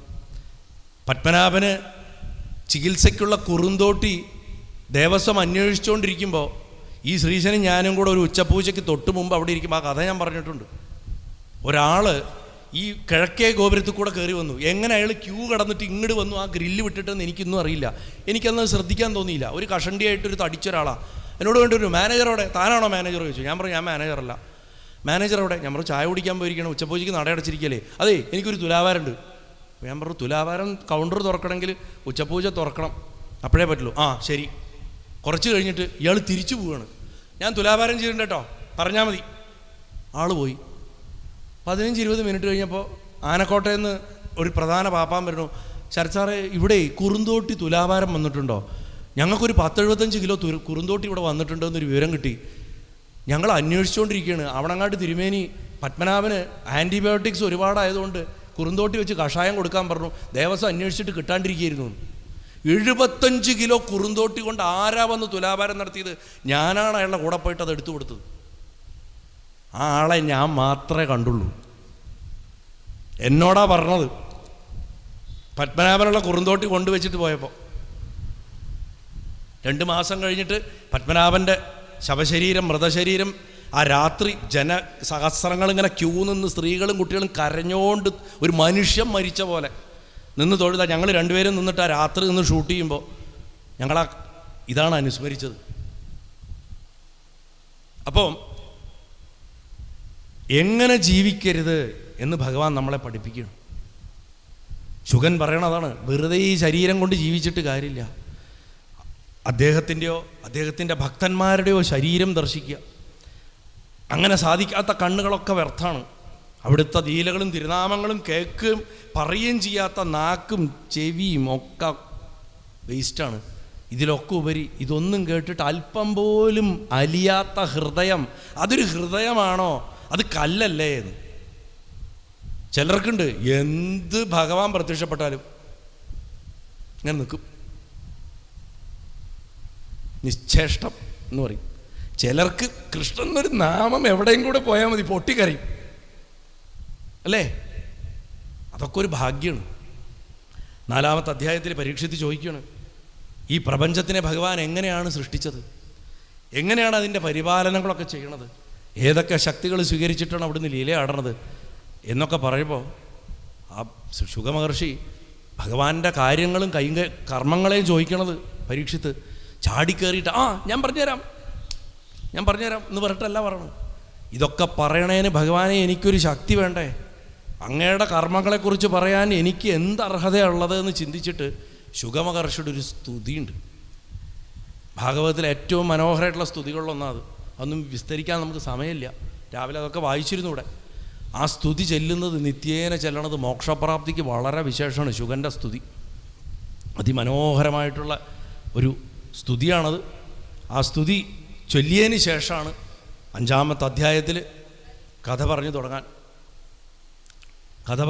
സ്തുതിയല്ല, അത് ഫോണാണ്. അപ്പം 5-ാമത്തെ അധ്യായത്തിൽ നാരദൻ പറയാണ്, പിതാവേ, അവിടുന്ന് തന്നെ ബ്രഹ്മാണ്ഡരാശികളെ ഏകനായിട്ട് സൃഷ്ടിക്കണു. ശുഗൻ കഥ പറയണം, പണ്ട് നാരദന് ബ്രഹ്മാവ് പറഞ്ഞു കൊടുത്തത് എന്ന് പറഞ്ഞിട്ട് ആദ്യത്തെ ഫ്ലാഷ് ബാക്ക് തുടങ്ങും. ഓൾറെഡി ഒരു ഫ്ലാഷ് ബാക്ക് തുടങ്ങിയിട്ടുണ്ട്. ശൗനകാദികൾക്ക് സൂതം പറഞ്ഞു കൊടുക്കണത് പണ്ട് പരീക്ഷത്തിന് ശുഗം പറഞ്ഞു കൊടുത്തത് പറഞ്ഞിട്ട് ഫ്ലാഷ് ബാക്കിലാണ് ഇപ്പോൾ ഇത്രയും നേരം പറഞ്ഞത്. ഇപ്പോൾ ശുഗൻ അടുത്ത ഫ്ലാഷ് ബാക്ക് തുടങ്ങണം. പണ്ട് ബ്രഹ്മാവ് നാരദന് പറഞ്ഞു കൊടുത്തത് പറഞ്ഞിട്ട് ഫ്ലാഷ് ബാക്കിൻ്റെ ഉള്ളിൽ ഒരു ഫ്ലാഷ് ബാക്ക് വീണ്ടും വന്നു. അങ്ങനെ വന്നിട്ട് പറയണു, ബ്രഹ്മാണ്ടരാശികളെ അവിടുന്ന് ഒറ്റയ്ക്കാണ് സൃഷ്ടിക്കുന്നത്. സ്ഥൂല സൂക്ഷ്മ പദാർത്ഥങ്ങൾ അങ്ങയിൽ നിന്ന് അന്യമായിട്ടുള്ളതല്ല, അവിടുന്ന് തന്നെ സർവ്വസ്വരൂപനാണ്. പക്ഷെ അവിടുന്ന് സദാ ധ്യാനിച്ചുകൊണ്ടാണല്ലോ ഇരിക്കണത്. അങ്ങാണ് ഒക്കെ സൃഷ്ടിക്കണത്. നാരദൻ പറയണ അച്ഛനാണ് സൃഷ്ടിക്കണതൊക്കെ. അങ്ങേക്കപ്പോൾ നിന്ന് തിരിയാൻ സമയം ഉണ്ടാവാൻ പാടില്ലാത്തതാണ്. പക്ഷെ അങ്ങ് ഏത് നേരവും ബ്രഹ്മാവ് ധ്യാനിച്ചുകൊണ്ടിരിക്കണേ നമ്മൾ കാണുന്നത്. അങ്ങ് ആരെയും ധ്യാനിക്കണത്? ഞാനാണെങ്കിൽ അങ്ങ് സൃഷ്ടിക്കുന്നതൊക്കെ കാണുന്നുണ്ട്, പക്ഷെ അങ്ങ് ധ്യാനിച്ചുകൊണ്ടിരിക്കണം. അങ്ങ് ആരെയാ ധ്യാനിക്കണം? അപ്പോൾ ബ്രഹ്മാവ് പറഞ്ഞു, മകനെ, ഞാൻ സ്വതന്ത്രനല്ല, ഇതൊന്നും എൻ്റെ മിടുക്കൊണ്ടല്ല ചെയ്യണത്. സർവശക്തനായിട്ട് എല്ലാ വസ്തുക്കളുടെയും ഉള്ളിൽ സ്ഥിതി ചെയ്യണ ഭഗവാന്റെ ആജ്ഞയെ ശിരസാ വഹിച്ചുകൊണ്ടാണ് ഞാൻ സൃഷ്ടി ചെയ്യണത്. എല്ലാ ദേവതകളും അദ്ദേഹത്തിൻ്റെ അംശാംശങ്ങളാണ്. അംശം എന്നല്ല പറഞ്ഞത്, അംശത്തിൻ്റെ അംശാംശങ്ങളാണ്. അവിടുന്ന് നിർഗുണനായിട്ടുള്ളതാണെങ്കിലും യോഗമായയൊക്കെ സ്വീകരിച്ച് തൻ്റെ അപാരമായിട്ടുള്ള കരുണയെ കൊണ്ട് ലീലകളാടുകയാണ്. സൃഷ്ടിയാദികളൊക്കെ, സൃഷ്ടി സ്ഥിതി സംഹാരമൊക്കെ അദ്ദേഹം ഒരു കുട്ടിക്കളി പോലെ ചെയ്യുന്നു. അദ്ദേഹത്തിൻ്റെ സങ്കല്പം കൊണ്ട് യോഗമായെന്ന് മഹത്തത്വം ഉണ്ടായി, അതിൽ നിന്ന് അഹങ്കാരം ഉണ്ടായി, അഹങ്കാരത്തിൽ നിന്ന് സാത്വികം, രാജസം, താമസം എന്നിങ്ങനെ 3 രൂപത്തിലുള്ള ത്രിഗുണങ്ങളുണ്ടായി. ഇതൊക്കെ ടെക്നിക്കലാണ്, ഇതൊന്നും വെള്ളം തൊടാണ്ട് വിഴുങ്ങേണ്ടതല്ല, പറഞ്ഞു പോകണമെന്ന് മാത്രം. ഇതിലും ഗഹനായിട്ടാണ് ഭാഗവതത്തിൻ്റെ അകത്ത് കിടക്കുന്നത്. അതിൽ പ്രപഞ്ചത്തിൻ്റെ സൃഷ്ടി എങ്ങനെ ഉണ്ടായി വരണമെന്നാണ് പറഞ്ഞത്. ആദ്യം ഭഗവാന്റെ മായ ഉണ്ടായത്. ഭഗവാന്റെ മായെന്ന് മഹത്തത്വം എന്ന് പറഞ്ഞാൽ മാറ്ററിൻ്റെ ആദ്യത്തെ ഫോമാണ്. ഐൻസ്റ്റൈൻ വരുന്നു. ഐൻസ്റ്റൈൻ വന്നു അവിടെ. ഐൻസ്റ്റൈൻ 20-ാം നൂറ്റാണ്ടിലാണ് ജീവിച്ച്. പക്ഷേ ഇത് എഴുതി വെച്ചിരിക്കുന്ന അന്നാണ്. ഈ E=mc² എന്ന് പറഞ്ഞ ആ എനർജി ഇക്വേഷൻ ഉണ്ടല്ലോ, ആ എനർജി ഇക്വേഷനിലെ എം ഉണ്ടല്ലോ, മാസ്, ആ മാസിൻ്റെ കാര്യമാണ് ഈ മഹത്വത്വം. ആ മഹത്വത്തിനെ എവിടെ പറയണം? ആ മഹത്വത്വം ഉണ്ടായി. ആ മഹത്വത്തിൽ നിന്ന് എന്തുണ്ടായി? ഒരു ഓബ്ജക്റ്റ് ഉണ്ടായ, ഘനീഭവിച്ചൊരു വസ്തു ഉണ്ടായ ഉടനെ ഞാൻ എന്നുള്ള ബോധം ഉണ്ടാവും. അത് ഒരു ഐഡൻറ്റിറ്റി വേണം അതിന്. ഞാൻ കല്ല്, ഞാൻ പക്ഷി, ഞാൻ മനുഷ്യൻ, അങ്ങനെ എന്താണെങ്കിലും അതാണ് ഈ അഹങ്കാരം, ഞാൻ എന്ന ശബ്ദം. ആ അഹങ്കാരത്തിൽ നിന്നാണ് ബാക്കി എല്ലാം ഉണ്ടാവുന്നത്. അഹങ്കാരത്തിൽ നിന്ന് 3ആയിട്ട് പിരിയും. അഹങ്കാരം ഒന്ന് അടങ്ങിയിരുന്ന സാത്വികයි, അഹങ്കാരം ഒന്ന് തിളച്ച രാജസ്വമായി, അഹങ്കാരം ദുഷിച്ച താമസമായി. ഇങ്ങനെ 3 അഹങ്കാരമായിട്ട് ആ 3 തരത്തിൽ സാത്വികാഹങ്കാരം, രാജസാഹങ്കാരം, താമസാഹങ്കാരം. ഇതില്ലെങ്കിൽ ഇൻഡിവിജ്വാലിറ്റി ഇല്ല. ഈ 3 ഗുണത്തിനെയും കുത്തിപ്പൊളിക്കണം. അതാണ് മഹാദേവൻ്റെ ശൂലത്തിന് 3 മൊന. അത് സത്വരജസ്തമോ ഗുണങ്ങളാണ്. അതിനെ വെച്ചിട്ടാണ് കുത്തിപ്പൊളിക്കുന്നത്. അത് പൊളിച്ചാൽ മാത്രമേ അപ്പുറം കടക്കാൻ പറ്റുള്ളൂ. അതിൽ സാത്വികാഹങ്കാരത്തിൽ നിന്നാണ് അത്ര അന്ധക്കരണം ഉണ്ടായത്. നമ്മുടെ അവൻ്റെ അന്ധക്കരണം ഇല്ലാത്തവനെന്ന് പറഞ്ഞാൽ ആ അന്ധക്കരണമല്ല, അന്ധക്കരണം. അകത്ത് എന്താണ് ചെയ്യേണ്ടത് നമ്മുടെ അകത്ത് തോന്നിപ്പിക്കുന്നതെന്തോ അത് അന്ധക്കരണം. ആ അന്ധക്കരണം ഉണ്ടായി ദേവതാദികൾ ഉണ്ടായത് അതിൽ നിന്നത്രേ. രാജസമായിട്ടുള്ള അഹങ്കാരത്തിൽ നിന്നത്ര നമ്മുടെ ഇന്ദ്രിയങ്ങൾ ഉണ്ടായതും, അതേപോലെ താമസാഹങ്കാരത്തിൽ നിന്നത്ര ഈ കാണായ പഞ്ചഭൂതങ്ങൾ ഉണ്ടായതും. അപ്പോൾ ചുരുക്കി പറഞ്ഞാൽ നമ്മുടെ ശരീരം മൊത്തം താമസാഹങ്കാരമാണ്. കാരണം ഇതിപ്പോൾ പഞ്ചഭൂതാത്മകമാണ്. നമ്മുടെ ഇന്ദ്രിയങ്ങളൊക്കെ രാജസമാണ്. സാത്വികം എന്ന് പറഞ്ഞാൽ ആകെ ഒരു അന്ധകരണമുള്ളത് അല്ലേ? അങ്ങനെ വരുമ്പോൾ ആകാശത്തുനിന്ന് വായു, വായുവിൽ നിന്ന് അഗ്നി, അതായത് തേജസ്, തേജസ്സിൽ നിന്ന് ജലം, ജലത്തിൽ നിന്ന് ഭൂമി, ഇങ്ങനെ പഞ്ചഭൂതോൽപത്തി ഉണ്ടായി. ഈ ആദ്യമുണ്ടായ 5 പ്രപഞ്ചം എന്ന് പറയും. ഇങ്ങനെ സൃഷ്ടിക്കപ്പെട്ടിട്ടുള്ള പദാർത്ഥങ്ങളെന്ന് പറയാം. പദത്തിന് അർത്ഥം കൊടുക്കണം. ഏതൊരു വസ്തുവിനും അതിൻ്റെ അർത്ഥം കൊടുക്കുന്നതാകിയാൽ പദാർത്ഥം. എന്തിലും ഈ 5 ഭൂതങ്ങൾ ചേർന്നിരിക്കുന്നുണ്ട്. അതിൻ്റെ പ്രവൃത്തിയില്ലാണ്ട് ഈ പ്രപഞ്ചത്തിൽ ഒന്നുമില്ല. ഇപ്പം ഞാൻ ജപയോഗം ക്ലാസ് എടുക്കുമ്പോൾ ഉപാസനാമാർഗം കാര്യമായിട്ട് ഞാൻ പറഞ്ഞിരുന്നു തോന്നുന്നു. ഒരു ദിവസത്തെ ജപം മുടങ്ങിയാൽ പഴയ ചില ചിട്ടകളിൽ 5 തിരി വിളക്ക് കൊളുത്തി വെച്ചിട്ട് പഞ്ചഭൂതങ്ങളോട് ക്ഷമ പറഞ്ഞിട്ടാണ് പിറ്റേ ദിവസം വീണ്ടും ജപിക്കുക. കാരണം ജപിക്കാൻ പഞ്ചഭൂതങ്ങളുടെ സഹായമാണ്. അത് താന്ത്രികമായിട്ടുള്ള ആചരണങ്ങളിലുള്ള. എങ്ങനെയാണെങ്കിലും ആ പഞ്ചഭൂതങ്ങൾക്ക്, ആ പദാർത്ഥങ്ങൾക്ക് ആദ്യം ഒന്നായി ചേർന്നിട്ട്, ആകാശത്തിന് വായുവിനോടോ, വായുവിന് അഗ്നിയോടോ, അഗ്നിക്ക് ജലത്തോടോ, ജലത്തിന് പൃഥ്വിയോടോ ചേർന്നിട്ട് പുതിയൊരു ഓബ്ജക്റ്റ് ഉണ്ടാവാൻ സാധിച്ചിരുന്നില്ല. ഭഗവാൻ അതിൻ്റെ അകത്തേക്ക് പ്രവേശിച്ചു. അന്തഃപ്രവിശ്യ, അകത്ത് പ്രവേശിച്ചപ്പോൾ എന്തുണ്ടായി? അവർക്കൊക്കെ ജീവനുണ്ടായി. തീക്ക് ചൂടുണ്ടായി, ജലത്തിന് കുളിർമയുണ്ടായി, വായുവിന് ശോഷിപ്പിക്കാനുള്ള ശക്തി ഉണ്ടായി, അല്ലെങ്കിൽ ചലിപ്പിക്കാനുള്ള ശക്തി ഉണ്ടായി. ആകാശത്തിന് പ്രകാശ സ്വഭാവം ഉണ്ടായി, ഓരോ ഗുണങ്ങളുണ്ടായി അതിന്. അപ്പം എന്തുണ്ടായി?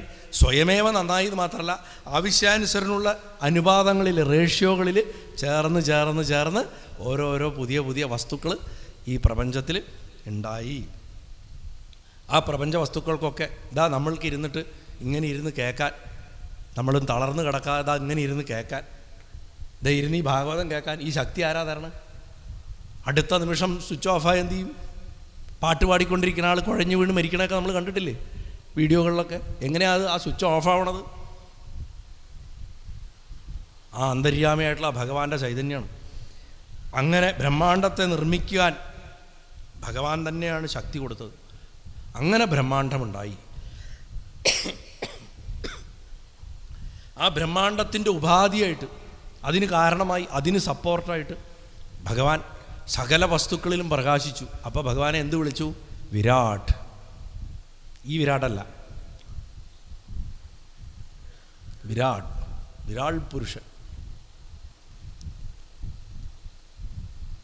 ആ വിരാട്ടായിട്ട് പ്രവേശിച്ചത് ആരോ അവനെ വിളിക്കണ പേരാണ് വിഷ്ണു. എല്ലായിടത്തും വ്യാപിച്ചവൻ.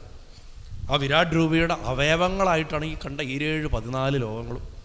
അത് ഭഗവാൻ ഇങ്ങനെ നിന്ന അരയ്ക്ക് മേപ്പട്ടയ്ക്ക് 7 ലോകങ്ങൾ, അരയ്ക്ക് കീഴ്പ്പട്ടയ്ക്ക് 7 ലോകങ്ങൾ. നമ്മുടെ ശരീരത്തിലുണ്ട്, എല്ലാവരുടെ ശരീരത്തിലുണ്ട് 14 ലോകങ്ങൾ. ഗായത്രിയുടെ വ്യാഹൃതികളൊക്കെ ഈ ലോകങ്ങളെ കുറിക്കണതാണ്. ഗായത്രി തന്നെ ഭഗവാന്റെ ശരീരം. ഗുരുവായൂരപ്പന് ഏറ്റവും ഇഷ്ടപ്പെട്ട മന്ത്രമാണ് ഗായത്രി. ഓം നമോ നാരായണായ പോലെ തന്നെ ഗുരുവായൂരപ്പനെ ആരാധിക്കാൻ ഗായത്രി പോലെ ഇത്രയും വിശേഷമായിട്ടുള്ളൊരു മന്ത്രം വേറില്ല. ഗായത്രി കൊണ്ട് വാസ്തവത്തിൽ ഏത് ദേവതയെ ആരാധിക്കാം. ഗുരുവായൂരപ്പനും മഹാദേവനും വളരെ വിശേഷമാണ്.